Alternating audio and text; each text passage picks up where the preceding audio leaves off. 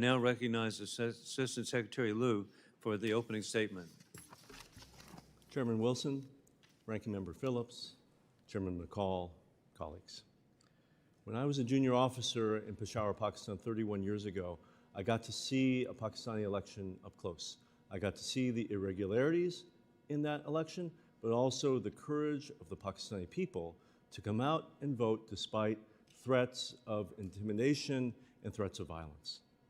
If you'll allow me today, I propose to say a few words about where the election on February 8 fell short, where we saw positive elements, and what lies ahead for U.S. policy in Pakistan. The day after the elections, the State Department issued a clear statement. We noted undue restrictions on the freedoms of expression, association, and peaceful assembly. We condemned the electoral violence and restrictions on human rights and fundamental freedoms. We condemned attacks on media workers and restrictions on the access to the internet and telecom services, and we expressed concern about allegations of interference in the electoral process and stated that claims of interference and fraud should be fully investigated. If you'll allow me, I'll drill down a bit deeper into these observations. We were particularly concerned about electoral abuses and violence that happened in the weeks leading up to the polls. First, there were attacks against police, politicians, and political gatherings by terrorist groups. Second, many journalists, particularly female journalists, were harassed and abused by party supporters. And third, several political leaders were disadvantaged by the inability to register specific candidates and political parties. On the day of elections, an internationally respected local election monitoring organization said they were barred from observing vote tabulation in more than half of the constituencies across the country.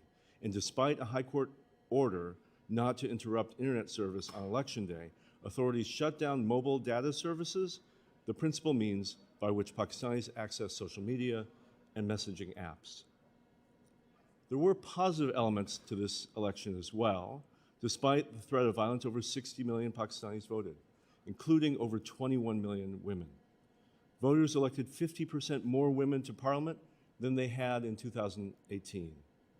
In addition to a record number of female candidates, there were also a record number of members of religious and minority groups and young people running for seats in their parliament. Pakistani voters had a choice. A range of political parties won seats in the national and provincial assemblies. 3 different political parties now lead Pakistan's 4 provinces. More than 5,000 independent election observers were in the field. Their organization's conclusion was that the conduct of the election was largely competitive and orderly, while noting some irregularities in the compilation of results. Pakistan is an important partner of the U.S. We share a commitment to strengthening Pakistan's democratic institutions, supporting the U.S.-Pakistan Green Alliance framework, cooperating to counter terrorist threats from groups like Al-Qaeda and ISIS, and bolstering respect for human rights, including the right of religious freedom. Most importantly, the United States plays a critical role in promoting economic stability in Pakistan. We are the top destination for Pakistan's exports. We have been one of the most important investors in critical infrastructure over 76 years of our partnership.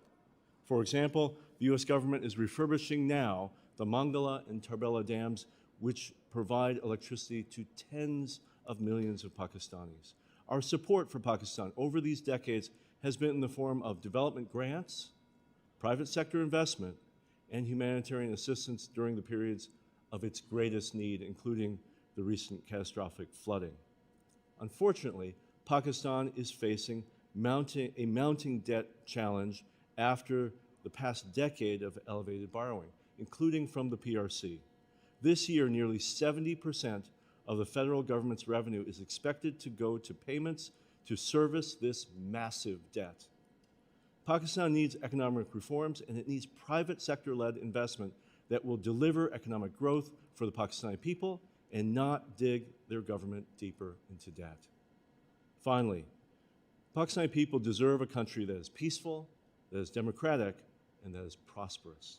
We are working every day to support that vision.